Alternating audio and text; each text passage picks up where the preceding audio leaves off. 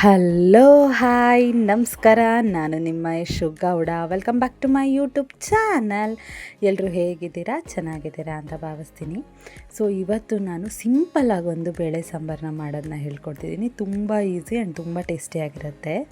So ಆಫೀಸ್ಗೆ ಹೋಗೋರು, ಆಮೇಲೆ ಹೊರಗಡೆ ಹೋಗೋರು ರಾತ್ರಿ ಬಂದು ಏನಪ್ಪ ಮಾಡೋದು, ಫಟಾಫಟ್ ಅಂತ ಏನು ಮಾಡೋದು ಅಂತ ಯೋಚನೆ ಮಾಡ್ತಾಯಿದ್ರೆ ಸೊ ಈ ಥರ ಒಂದು ಬೇಳೆ ಸಾಂಬಾರನ್ನ ಮಾಡ್ಕೊಳ್ಳಿ. ನಿಜವಾಗ್ಲೂ ಬಿಸಿ ಬಿಸಿ ಅನ್ನಕ್ಕೊಂದು ತುಂಬ ಚೆನ್ನಾಗಿರುತ್ತೆ. ನೀವು ಇದ್ರ ಜೊತೆ ಚಪಾತಿ ಮಾಡ್ಕೊತೀರಾ ಅಂದ್ರೂ ಒಳ್ಳೆ ದಾಲ್ ಥರ ಅದು ಕೂಡ ಚೆನ್ನಾಗಿರುತ್ತೆ. ಮಿಸ್ ಮಾಡದೆ ಒಂದೇ ಒಂದು ಸತಿ ಈ ಥರ ಒಂದು ಬೇಳೆ ಸಾಂಬಾರನ್ನ ಟ್ರೈ ಮಾಡಿ ನೋಡಿ, ಆಯಿತಾ? ಸೊ ಹೇಗೆ ಮಾಡೋದಂತ ಹೇಳ್ತೀನಿ ಬನ್ನಿ. ಮಾಮೂಲಿ ಒಂದು ಕುಕ್ಕರಿಗೆ ಇಲ್ಲಿ ನಾನು 1 ಕಪ್ಪಷ್ಟು ಮಸೂರು ಬೇಳೆ ತಗೊಂಡಿದ್ದೀನಿ.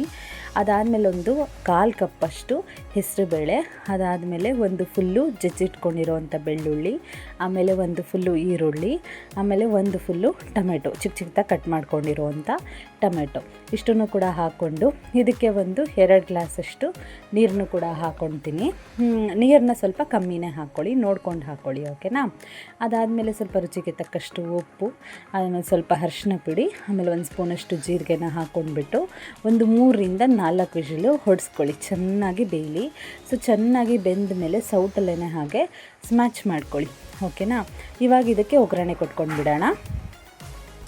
ಏನಿಲ್ಲ, ಮಾಮೂಲಿ ಒಂದು ತಪ್ಪಲೆಗೆ 1 ಸ್ಪೂನಷ್ಟು ಎಣ್ಣೆ ಹಾಕ್ಕೊಂಡ್ಬಿಟ್ಟು ಇದಕ್ಕೆ ಆ್ಯಸ್ ಯೂಶ್ವಲ್ಲು ಸಾಸಿವೆ, ಜೀರಿಗೆ, ಕರಿಬೇವು ಅದನ್ನು ಹಾಕ್ಕೊಂಡು ಅದಾದಮೇಲೆ ಬೇಯಿಸಿಟ್ಕೊಂಡಿರೋವಂಥ ಬೇಳೆ ನೀರನ್ನು ಕೂಡ ಹಾಕ್ಕೊಳ್ಳಿ, ಆಯಿತಾ?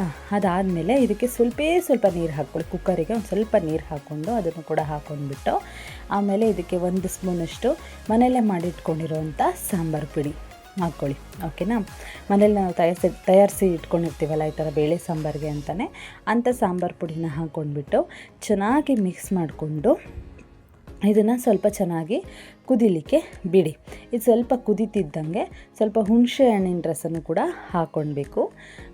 ಏನಂದರೆ ಚೂರು ಸ್ವಲ್ಪ ಟೇಸ್ಟಿಯಾಗಿರುತ್ತೆ, ಅದಕ್ಕೋಸ್ಕರ, ಓಕೆನಾ? 1-2 ಸ್ಪೂನಷ್ಟು ಹುಣಸೆ ಹಣ್ಣಿನ ರಸನೂ ಕೂಡ ಹಾಕ್ಕೊಂಡು ಒಂದು 5 ನಿಮಿಷ ಕುದಿಸ್ಕೊಂಡ್ಬಿಟ್ರೆ ಬೇಳೆ ಸಾಂಬಾರು ರೆಡಿಯಾಗಿ ಹೋಗುತ್ತೆ. ನಿಜವಾಗ್ಲೂ ಇದು ತುಂಬ ಚೆನ್ನಾಗಿರುತ್ತೆ. ಬೇಳೆ ತಿಳಿಸಾರು ಅಂತಲೇ ಹೇಳ್ಬೋದು. ಬೇಗ ಮಾಡೋರಿಗೆ ಇದಂತೂ ಒಳ್ಳೆ ಟ್ರಿಕ್ ಅಂತಲೇ ಹೇಳ್ಬೋದು. ಮನೆಗೆ ಬಂದು ಏನಪ್ಪ ಮಾಡೋದಂತ ಯೋಚನೆ ಮಾಡ್ತಾಯಿದ್ರೆ ಇದನ್ನು ಬೇಗ ಮಾಡ್ಬೋದು. ಒಂದು 15 ಮಿನಿಟ್ಸಲ್ಲೆಲ್ಲ ಆಗೇ ಹೋಗ್ಬಿಡುತ್ತೆ. ಸೊ ಮಿಸ್ ಮಾಡದೆ ಒಂದೇ ಒಂದು ಸತಿ ಈ ಥರ ಟ್ರೈ ಮಾಡಿ ನೋಡಿ, ಆಯಿತಾ? ಸೊ ಈ ವಿಡಿಯೋ ನಿಮಗೆ ಇಷ್ಟ ಆಗಿದ್ದರೆ ದಯವಿಟ್ಟು ಲೈಕ್, ಶೇರ್, ಕಮೆಂಟ್ ಮಾಡ್ಕೊಳ್ಳಿ, ಸಬ್ಸ್ಕ್ರೈಬ್ ಮಾಡ್ಕೊಳ್ಳಿ. ಹೀಗೆ ನನಗೆ ಸಪೋರ್ಟ್ ಮಾಡಿ.